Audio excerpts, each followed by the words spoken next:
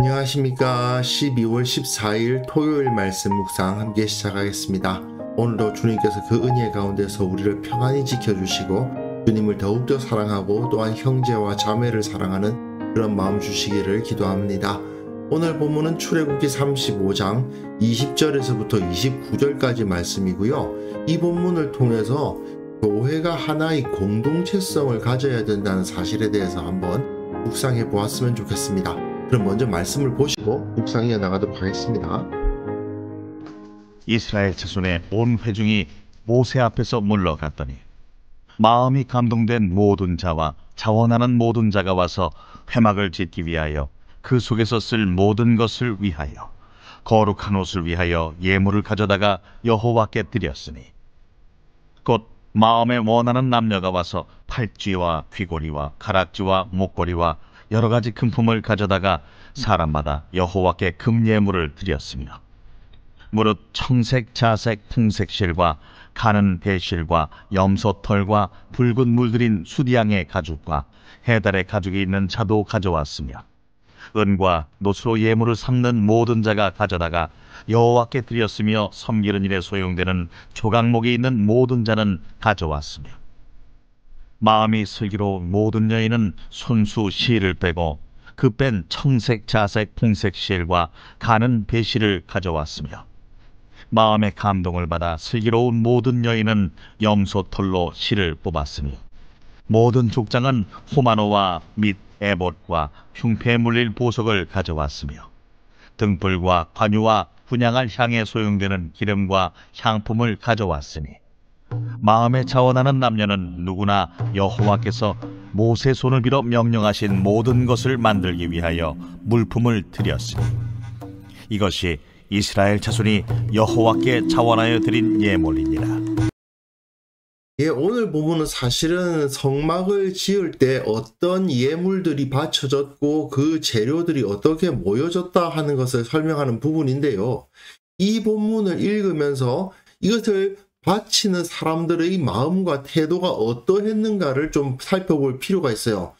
금송아지를 숭배함으로 말미암아 범죄하지 않았습니까? 그런데 이것이 용서를 받고 이스라엘은 회복이 되었습니다. 이제 모세로부터 성막을 짓기 위한 재료를 허물해라 이런 말을 듣고는 그에 합당한 재료들을 가져오기 시작하는데 이 모습하고 과거에 아론에게 금송아지 우상을 만들려고 하기 위해서 금을 바쳤던 모습이 다르다는 것을 주목해 볼 필요가 있습니다. 본문 보시면요. 이스라엘 자손의 온 회중이 모세 앞에서 물러갔더니 모세가 전하는 하나님의 말씀을 듣고 물러가요. 자기네 집으로 가더라는 겁니다. 그리고는 마음에 감동된 모든 자와 자원하는 모든 자가 와서 회막을 짓기 위하여 그 속에서 쓸 모든 것을 위하여 거룩한 옷을 위하여 예물을 가져다가 여호와께 드렸다라고 되어 있죠. 앞에서 모세는 무슨 말을 했냐 하면은 너희의 소유 중에서 너희는 여호와께 드릴 것을 택하되 마음에 원하는 자는 누구든지 그것을 가져다가 여호와께 드려라 이렇게 말을 해줬단 말입니다.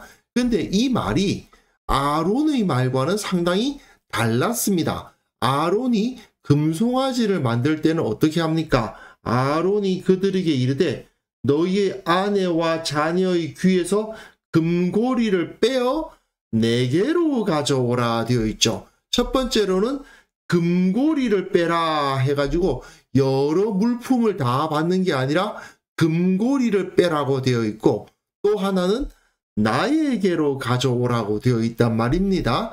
그래서 모든 백성이 그 귀에서 금고리를 빼어 아론에게 가져가요.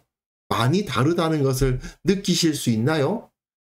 너희 아내와 자녀의 귀에서 품목을 딱 정해가지고 금고리를 빼가지고 가져와. 그리고 내게로 가져와. 그리고 모든 백성에게서 그것을 걷는 것을 볼 수 있죠. 하지만 모세는 그렇지 않지 않습니까?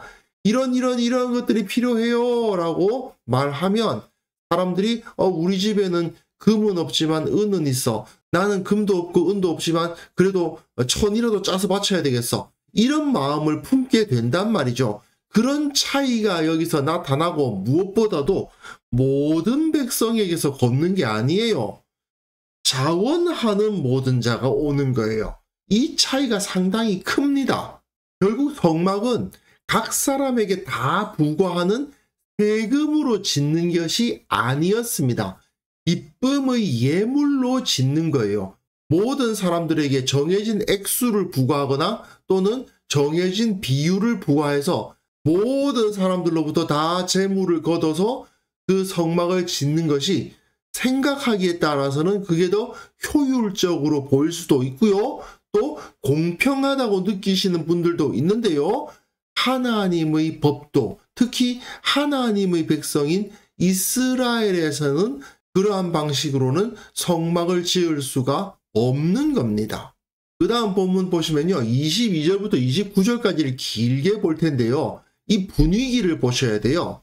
곧 마음에 원하는 남녀가 와서 팔찌, 귀고리, 가락지, 목걸이 여러 가지 금품을 가져다가 사람마다 여호와께 금 예물을 드렸다. 예, 귀고리로 한정되어 있지 않죠? 여러 가지 형태로 금이 만들어져 있는데 그게 어떤 형태이든지 간에 금을 바치기 위한 사람들이 다 금 예물을 바쳤고 또 청색, 자색, 홍색 실과 가는 배실과 염소털과 붉은 물들인 수량의 가죽과 해달의 가죽이 있는 자도 가져왔으며 기존에 가지고 있는 것이 있는 사람들이 또 그것을 바치기 위해서 가져왔다는 말이죠. 또 나는 금은 없지만 은은 좀 있습니다. 노은 좀 있습니다. 하고 가지고 와서 예물을 삼는 모든 자가 가져다가 여호와께 드렸고 또 섬기는 일에 소용되는 조각목이 있는 모든 자는 가져왔으며 조각목으로 뭔가를 만들려고 했었는데 이만하면 좀 크기도 있고 하니까 쓸만하겠다. 또는 가까운 데 시띠나무들이 많이 있었을 겁니다. 그러니까 내가 좀 힘은 있으니까 저기 가서 시띠나무 잘라다가 바쳐야 되겠다. 이런 식으로 하나님께 예물을 바치는 거죠. 마음이 슬기로운 모든 여인은 손수시를 빼고 손수시를 뺀다고 했을 때 이 지역의 천은 주로 린넨이거든요. 그러니까 실제로 그 마실을 빼서 바치기도 하고 거기다가 청색, 자색, 홍색 실을 만들어서 또는 가는 배실을 만들어서 바치기도 하고 또 그게 없으면 마음의 감동을 받아 슬기로운 모든 여인은 염소 털로 실을 뽑았고 린넨을 뽑을 수 있는 재료가 없는 사람들도 있는데 그런 사람들은 염소 털실을 뽑고 모든 족장은 호마노와 및 애복과 흉패에 물린 보석을 가져왔으며 족장들은 아무래도 조금 지위도 있고 하다 보니까 재산도 있었겠죠. 재산이 있는 사람들은 보석도 바치고 등불과 관유와 분향을 향에 소용되는 기름과 향품을 가져왔다. 이것도 사실은 굉장히 비싼 거였거든요. 그러니까 이런 것들은 족장들이 가지고 왔습니다. 무엇보다도 마음에 자원하는 남녀는 누구나 여호와께서 모세의 손을 빌어 명령하신 모든 것을 만들기 위하여 물품을 드렸으니 이것이 이스라엘 자손이 여호와께 자원하여 드린 예물이니라. 자원했다는 말이 계속 반복되지 않습니까? 여기서 중요한 것은 누구도 강제로 바쳐라. 너는 얼마씩 바쳐라. 네 소득의 몇 퍼센트를 바쳐라. 이런 게 없다는 거죠. 이처럼 각자의 다양한 형편을 따라서 자기가 갖고 있는 것을 바치고 갖고 있는 것이 없으면 일을 해서라도 바치고 이렇게 자원하는 사람들의 마음으로 성막은 만들어질 수 있었던 것입니다. 여기서 나라가 세금을 부과하듯이 하지 않았다는 것은 굉장히 중요한 의미를 가집니다. 이거는 이스라엘이 제도적인 국가가 아니라 가족과도 같은 혈연 공동체, 1차 집단이었다는 것을 보여주는 거예요. 보통 국가는 이렇게 하지 않죠. 국가는 우리가 다 가족이야 이런 말을 할지는 몰라도 일을 할 때 보면 다 정해진 액수를 정하고 누가 더 많이 내냐 누가 더 적게 내냐 그거 가지고 결정한다고 막 논쟁 벌리고 그러는 거 아닙니까? 그리고 세금을 걷는 데 있어서 굉장히 중요한 게 하나가 있는데 보통의 국가는요 자기가 다스리는 집단을 경제적으로 하나로 묶기 위해서 뭘 사용하느냐 하면 화폐를 발행합니다. 금으로 되었던 은으로 되었던 종이에다 잉크를 발랐던 화폐를 발행하게 되어 있고요. 그 화폐가 그 다스리는 나라에 통용되도록 하기 위한 가장 좋은 방법은 이제부터 세금은 이 화폐로만 받는다. 그렇게 선포를 해버리는 거예요. 그렇게 하면 결국에는 전국이 그 화폐를 사용하는 공동체가 됩니다. 그런데 화폐라는 것이 어떻습니까? 국가가 더 많이 발행할 수도 있고 발행량을 줄일 수도 있고 하면서 그 공동체를 경제적으로 주관할 수 있게 되죠.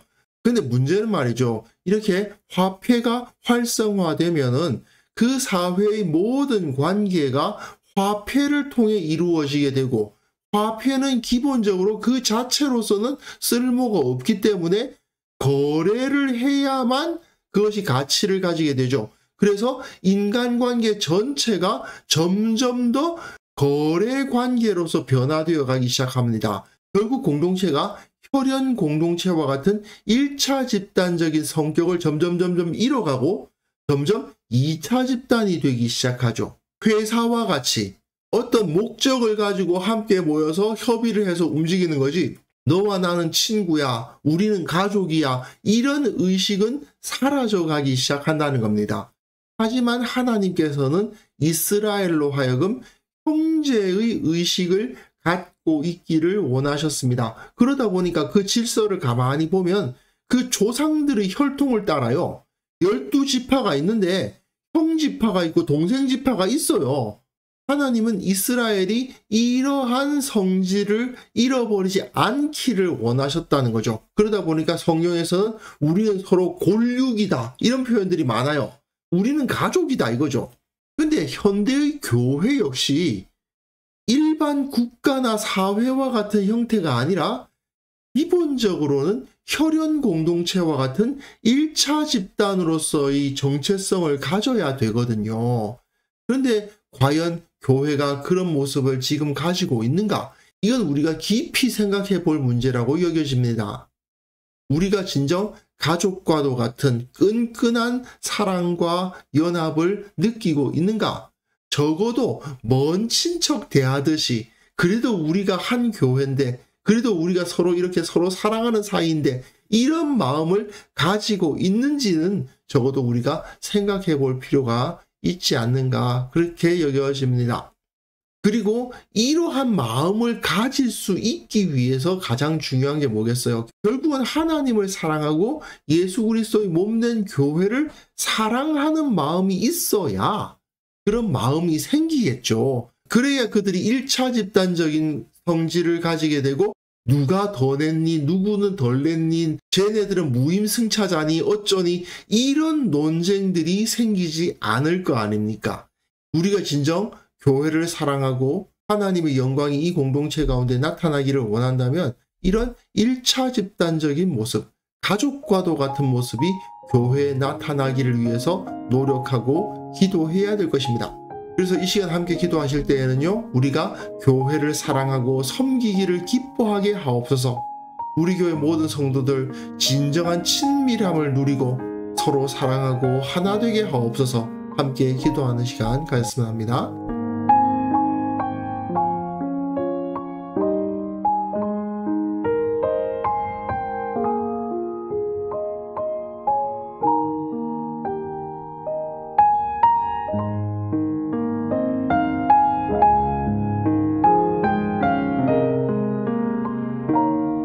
하나님 아버지, 우리가 교회를 사랑하고 서로를 섬기기를 기뻐하는 마음으로 충만케 하여 주옵소서.